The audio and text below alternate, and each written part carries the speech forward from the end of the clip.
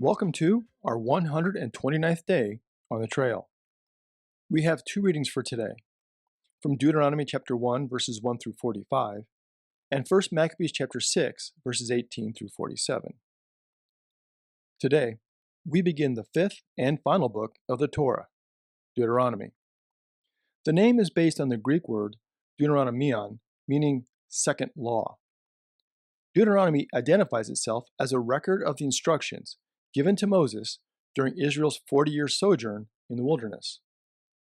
And now, as Israel stands on the precipice of entering the Promised Land, Moses provides them guidance and instruction for their new life, since he will not be allowed to join them. As we start Deuteronomy, we should not see it as an appendix to the first four books of the Torah. Instead, it is an interpretive key to understanding the Torah as a whole and instructions for living as God's covenant people as they move forward without Moses.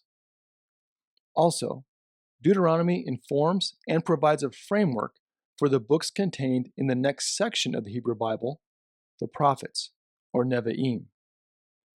In books like Joshua, Judges, 1st and 2nd Samuel, and 1st and 2nd Kings, we see the influence of what has become to be known as the Deuteronomistic historian, a thread weaving its way from Deuteronomy through the teachings and expectations of Israel's prophetic traditions. In this way, Deuteronomy forms a bridge between the journey from Egypt and Israel's past into their future life in the land that God has promised to Abraham and the patriarchs. As we explore Deuteronomy, I would like to share a couple of definitions that might prove helpful. First, Torah, which is often translated as law, typically has a negative connotation by our modern definition. So instead, think of Torah as instruction, teaching, or guidance. Torah, based on the Hebrew root yarah, is often related to archery terms, or shooting or throwing an object. Therefore, Torah was intended to be a guide, or to aim God's people to a life that hit the target in their relationship with God. The Torah contained welcome instructions to help them live faithfully and to experience God's blessings. Second, Deuteronomy prefers to use Mount Horeb instead of Mount Sinai to describe the location where God met with Moses and gave him the tablets of the covenant. So, when you encounter Mount Horeb in your reading, keep in mind it's the same mountain as Mount Sinai. As Deuteronomy opens in our reading today, Moses begins by recounting their journey from Mount Horeb through the Transjordan. A special emphasis is placed on the lack of faith of the people following the report of the 12 spies in Numbers 13 and 14. This was the pivotal event that led to their 40-year sojourn in the wilderness and the death of the first generation who left Egypt. Now, due to their courage and faithfulness, only Caleb and Joshua will be allowed to enter the Promised Land with this new generation. We turn now to the book of 1 Maccabees. Following the victories of Judas, some of the Jewish people who were sympathetic to the Seleucids, along with Greeks living in Jerusalem, appealed to Lysias and Antiochus V. In response, Lysias assembled an incredibly large army, which included 32 fully armed elephants, 100,000 foot soldiers, and a cavalry of 20,000. These were massive numbers, which leads many scholars to assume that these numbers were highly exaggerated. Nevertheless, this was an enormous army which was marching toward Jerusalem.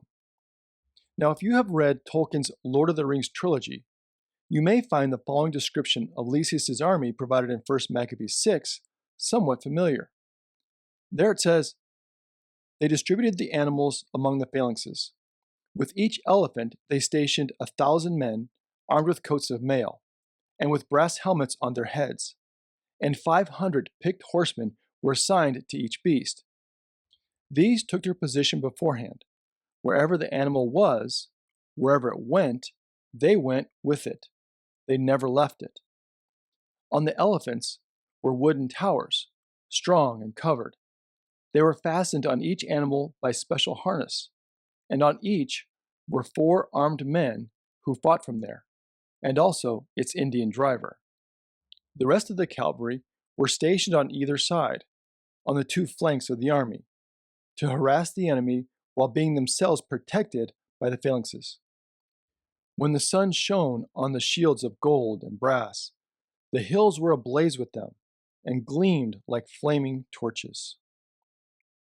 In Lord of the Rings, the giant war Oliphants with wooden towers carrying Haradim warriors were directly inspired by this description found in 1 Maccabees 6. Tolkien knew this text well from his Catholic Bible and even cited it as the source for this imagery. It appears that Tolkien's Haradim were essentially a Middle-earth equivalent of the Seleucid armies using Indian elephants against the Jews in the 2nd century BC. Now, to further complicate the threat facing Judas and his army, Lysias marched on Jerusalem during a sabbatical year. Now, to give the land a chance to recover, it would remain uncultivated for a full year. This practice, mentioned in Exodus 23 and Leviticus 25, happened every 7th year. Consequently, both the armies of Lysias and Judas would have to contend with scarce resources as they prepared for war. Thank you for joining us today. Until next time, stay on the trail.